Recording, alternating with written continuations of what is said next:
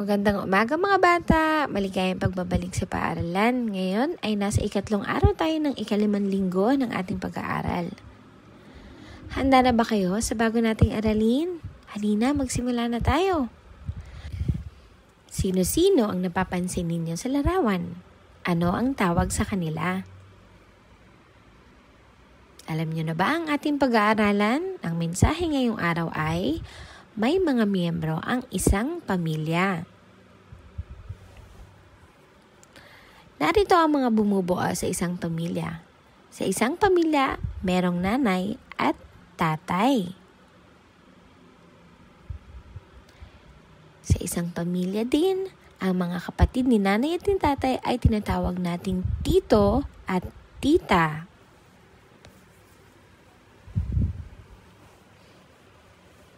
At ang magulang naman ng ating magulang, ang tawag sa kanila ay lolo at lola.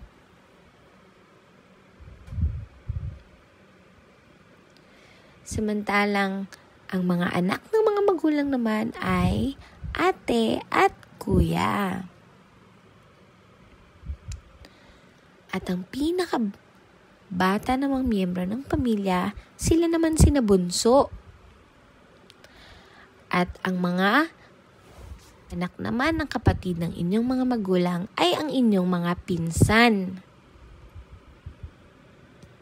Paglalahat ng aralin. Ang aking magulang ay tinatawag kong pwedeng nanay o tatay, mami o daddy, mama o papa. Ang nakatatandang kapatid at pinsan ay tinatawag na ate at kuya.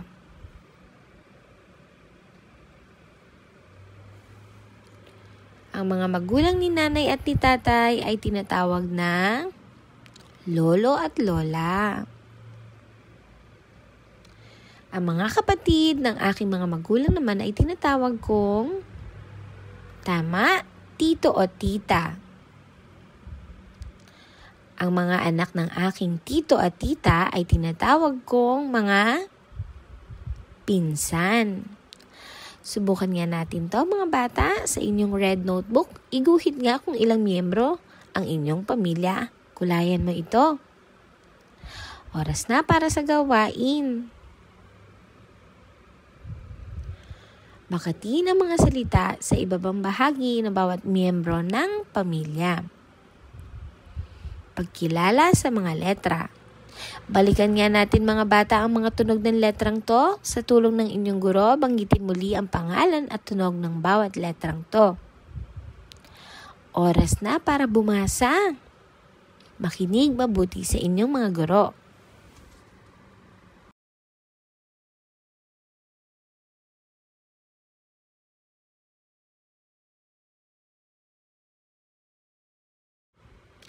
Oras na para sa gawain. Isulat sa loob ng kahon ang simulang letra ng bawat larawan. Pagkilala muli sa kulay. Ating balikan, kahapon tinalakay natin ang kulay berde o sa Ingles, green. Narito muli ang mga bagay na kulay berde. Humanap nga sa inyong paligid. Ano-ano ang mga bagay sa iyong paligid na kulay berde?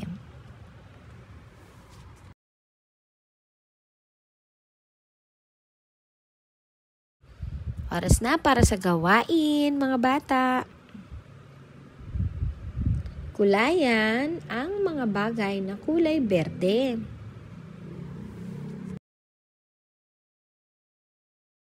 Ngayon, dumako naman tayo sa pagkilala ng mga hugis. Ito ang hugis parihaba. Parihaba, o sa Ingles, rectangle. Rectangle. Ang parihaba ay mayroong 4 na sulok. Sa tulong ng inyong guro, bilangin nyo nga ang bawat sulok, mga bata. Parihaba. Ang lamesa ay parihaba. Ang pintuan ay parihaba. Ang pisara ay parihaba. Ang swimming pool ay parihaba. Ang kama ay parihaba. Ang bus ay parihaba. Ito ang mga bagay na parihaba. Ulitin nyo nga.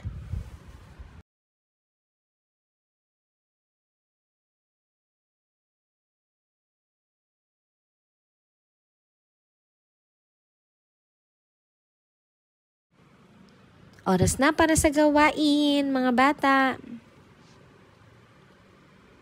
Parihaba. Kulayan ang mga bagay na parihaba. Galing!